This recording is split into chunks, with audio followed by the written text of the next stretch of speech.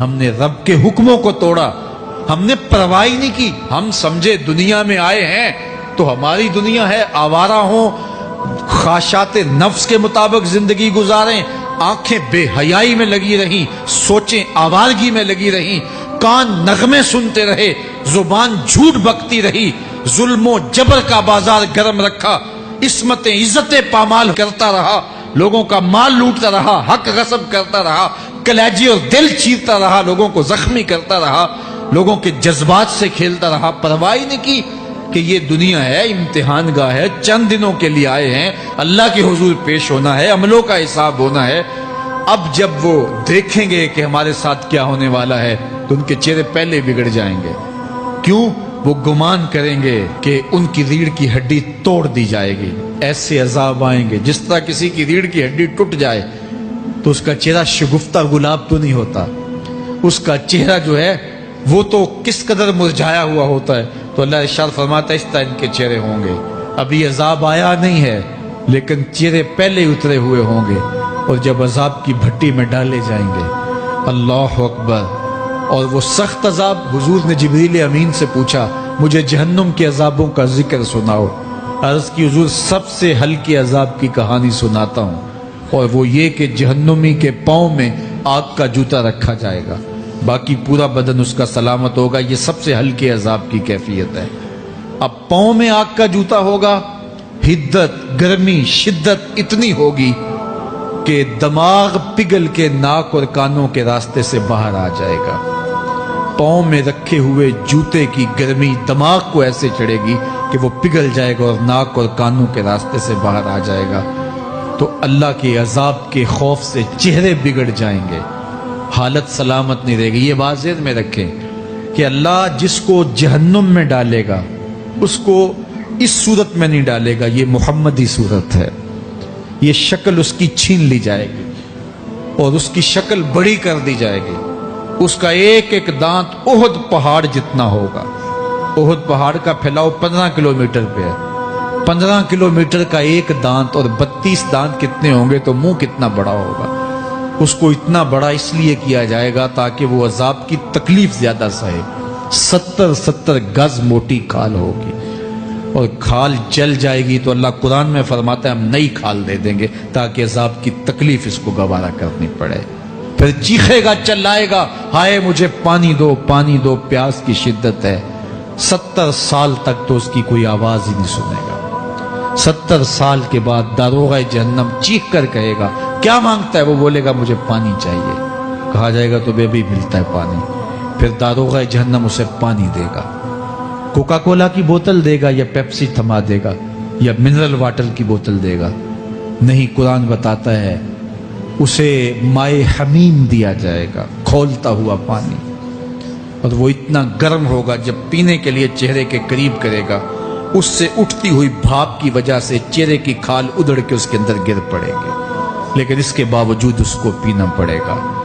اللہ فرماتا ہے یہ دنیا ہی سب کچھ نہیں ہے، سمجھ لیا یہی سب کچھ ہے، آخرت کو بھول گئے، صبح اٹھے کام پہ چلے گئے، شام آئے آوارگی میں چلے گئے، صدائیں آتی رہیں حی علی الصلاۃ حی علی الفلاح، کوئی پرواہ نہیں کی، نہ پیشانیوں نے سجدے کیے، نہ سوچوں میں پاکیزگی آئی، زندگی یوں گزار کے چلے گئے۔ ایسے نہیں، کہا ایک وہ ہوں گے جن کے چہرے شگفتہ گلاب ہوں گے، ایک وہ ہوں گے جن کے چہرے بگڑے ہوئے ہوں گے۔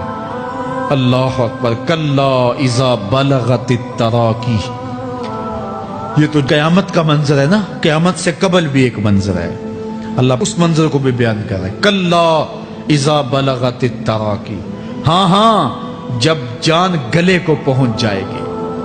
اے انسان تیرے اوپر وہ گھڑی بھی آنے والی ہے، وہ وقت بھی آنے والا ہے جب سانس اس ہنسلی میں اٹک جائے گا، جب سینے سے بھی سانس اوپر چلی گئی، اب ڈاکٹر بھی لا علاج قرار دے رہے ہیں کہ اب علاج نہیں رہا ہے، جان بس اب نکلنا چاہ رہی ہے، اور کہا جائے گا کوئی جھاڑ پھونک والا بلاؤ۔ اب ڈاکٹروں نے تو جواب دے دیا، اب سانس اٹک گئی گلے میں، چند لمحوں کی مہمان ہے، اب ڈاکٹروں نے کہا اب ہماری جانب سے لا علاج ہو گیا، اب لے جاؤ اس کو گھر یا وینٹیلیٹر پہ ڈال دیتے ہیں اس کو، بس اب ہماری جانب سے کوئی اس کا علاج نہیں ہے۔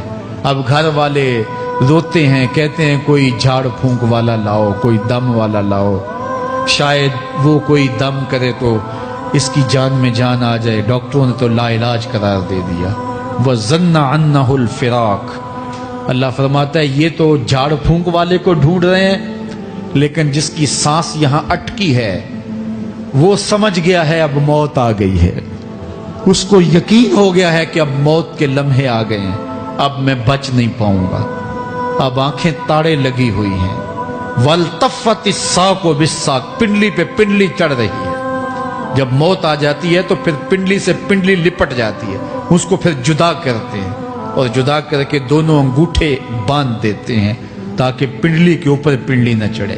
اللہ وہ منظر بیان کرتا ہے، صاحب یہ وقت آنے والا ہے جب دونوں انگوٹھے باندھ دیے جائیں گے، جب ناک میں روئی ٹھونس دی جائے گی، جب چٹے لباس میں کفن دیا جائے گا، جب غسال کے سامنے بے بس پڑے ہوں گے، وہ چاہے یہ بازو اٹھائے چاہے یہ بازو اٹھائے، گرم پانی ڈالے یا سرد پانی ڈالے، جب بس پڑے ہوئے ہوں گے جو ہے وہ غسل دینے والوں کے، اور ناک میں روئی ہوگی اور دونوں انگوٹھے آپس میں بندھے ہوں گے۔ یہ محل، یہ ماڑی، یہ کوٹھیاں، یہ بنگلے جس کو سویر شام لگ کے حلال حرام کی تمیز کیے بغیر بنایا تھا، غوث اعظم رضی اللہ تعالیٰ عنہ بولے مکان بنا رہا ہے، بسیں گے اور حساب تو جا کے دے گا، اور یہ تو ایک رات بھی تجھے اس گھر کے اندر نہیں رکھیں گے کہ چلو ایک رات مہمان رکھ لیں۔ کہتے ہیں نہیں نہیں، مہمانوں نے بھی جانا ہے تو جلدی کرو، اس کو سپرد کراؤ، وہ تو تیرا لباس بھی پھاڑ کے اتاریں گے، خود غسل دینے کے لیے تیار بھی نہیں ہے،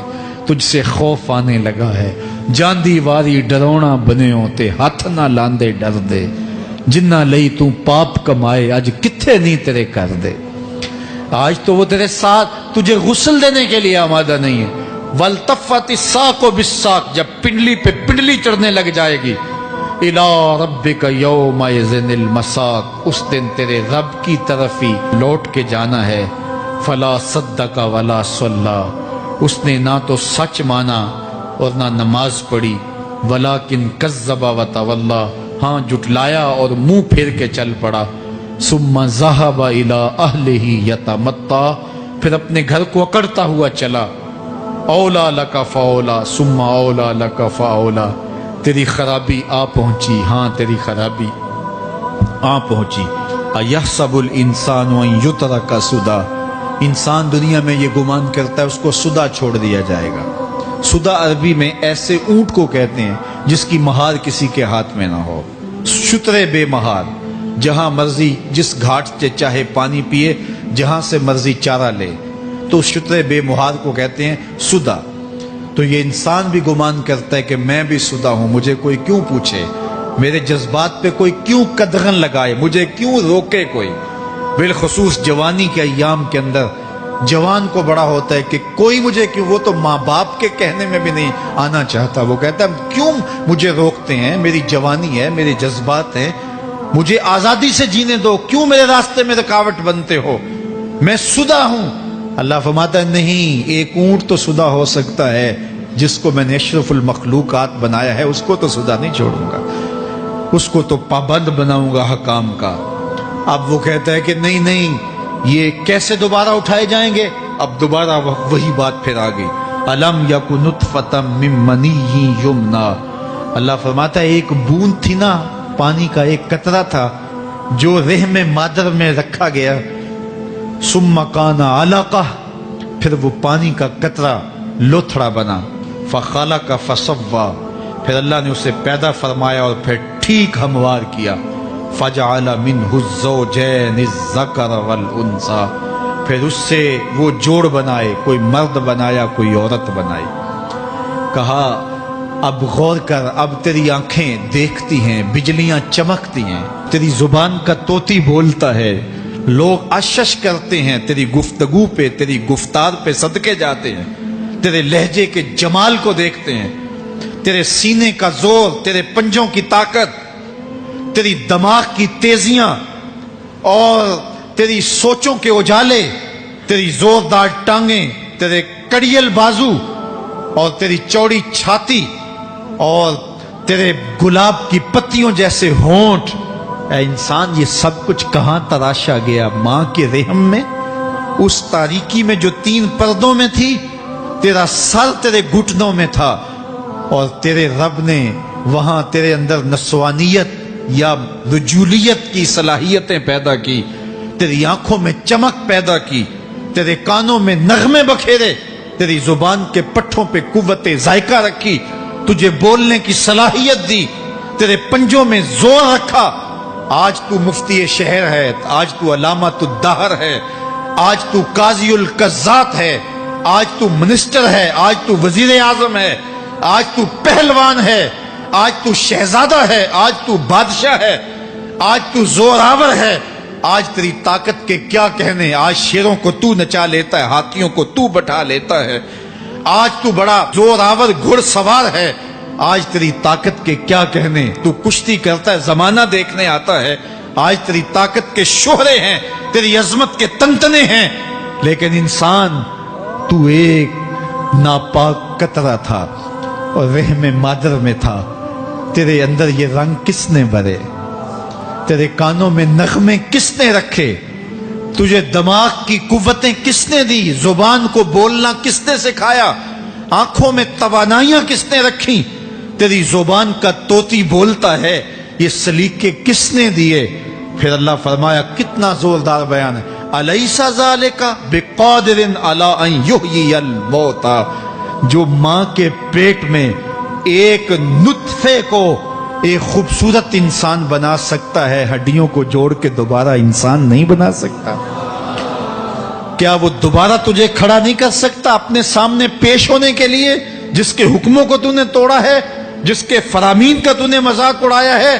کیا وہ اتنا ہی بے بس ہے کہ اپنے حضور تجھے جو ہے وہ کھڑا ہی نہیں کر سکتا ہے؟ جس رب نے تجھے ماں کے شکم میں شکل دی، حضرت شیخ فرید الدین عطار بولتے ہیں، سانے کستی سلاتی می شود، ایسا کاریگر ہے مٹی سے بادشاہ بنا ڈالتا ہے۔ اس نے مٹی سے دارا و سکندر بنائے، اس نے مٹی سے جو ہے وہ رستم و سہراب بنائے، اس نے مٹی سے کیا کیا بنا دیا جو مٹی سے بادشاہ بنا سکتا ہے، جو نطفہ رحم مادر سے جو ہے وہ شکل اور صورت اور رنگ اور جمال بنا دیتا ہے۔ تیری صورت نکھرتی ہے، تیرے ہونٹ گلابی ہیں اور تیری نرگسی آنکھیں ہیں، تیرے ریشمی بال ہیں اور تیری خوبصورت رنگت ہے، تو چال چلتا ہے تو لگتا ہے قیامت چل رہی ہے، تیرا قد رانا جو ہے وہ صنوبر کو شرماتا ہے، تیری گفتار کے تنتنے ہیں۔ جس نے اتنی خوبصورت شکل ماں کے رحم میں بنائی، کیا وہ ہڈیوں کو جوڑ کے دوبارہ انسان نہیں بنا سکتا؟ وہ دوبارہ انسان بنائے گا اور پھر تجھے اپنے حضور کھڑا کرے گا۔ اور ایک حدیث میں آتا ہے، اللہ بندے کو اپنے حضور کھڑا کرنے کے بعد اپنے سامنے سے ہٹنے نہیں دے گا جب تک 5 سوال نہیں پوچھ لے گا۔ ان عمرہ ہی فیما افنا ہو، اس کی عمر کے بارے میں پوچھے گا، کہاں ضائع کی؟ میں نے تجھے زندگی دی، 60 سال 70 سال 40 سال 50 سال، اس زندگی کو کہاں گزار کے آیا ہے؟ ان شباب ہی فیما ابلا ہو، اس کی جوانی کے بارے میں پوچھا جائے گا، جوانی کہاں گزار کے آیا ہے؟ مجنوں تو نہیں بنا رہا، خواہشات کا اسیر تو نہیں ہو گیا، دیوانوں کی طرح زندگی تو نہیں گزار کے آ گیا؟ تیری جوانی کسی چوک میں تو نہیں گزری، تیری جوانی آوارگی میں تو نہیں گزری، ساری رات سوشل میڈیا کے اوپر گندگی اور غلاظتیں تو نہیں دیکھتا رہا؟ تیری زندگی گزری کہاں ہے؟ تیری جوانی گزری کہاں ہے؟ اگر کوئی جواب نہ ہوا تو پھر کیا جواب دے گا؟ اور وہ کتنا خوش نصیب ہوگا جو کہے گا، مالک میری جوانی سجدوں میں گزری، میری جوانی قیام میں گزری، میری جوانی رکوع میں گزری۔ میرے حضور فرماتے ہیں، سبعۃ یظلھم اللہ فی ظلہ یوم لا ظل الا ظلہ، 7 اشخاص ایسے ہیں قیامت کے دن جب کوئی سایہ نہیں ہوگا، اللہ ان 7 کو اپنے عرش کا سایہ دے گا۔ ان میں سے دوسرا شخص میرے حضور نے بیان فرمایا، وشاب نشأ فی عبادت اللہ، وہ جوان جس کی جوانی اللہ کی عبادت میں گزری۔ جوانوں، اپنی زندگی کو مالک کی دہلیز پہ لے آؤ۔ جوانی وہی ہے جو مالک کی چوکھٹ پہ گزرے۔ اپنے دل کا تعلق جوڑو، عشق کرنا ہے تو پھر آمنہ کے لال سے کرو۔ محبت کا رشتہ ان سے جوڑو، تعلق کا ربط ان سے قائم کرو، جوانی کو دین کی راہ پہ ڈالو۔ اللہ اکبر۔ سنو میرے حضور کا فرمان، انا حبیب اللہ، میں اللہ کا حبیب ہوں۔ پھر فرمایا الشاب التائب حبیب اللہ، جو جوان جوانی میں توبہ کرے وہ بھی اللہ کا حبیب ہے۔ آؤ اللہ کے حبیب بن جاؤ، اللہ کے حبیب بن جاؤ، اللہ کے حبیب بن جاؤ، اللہ کے محبوب بن جاؤ۔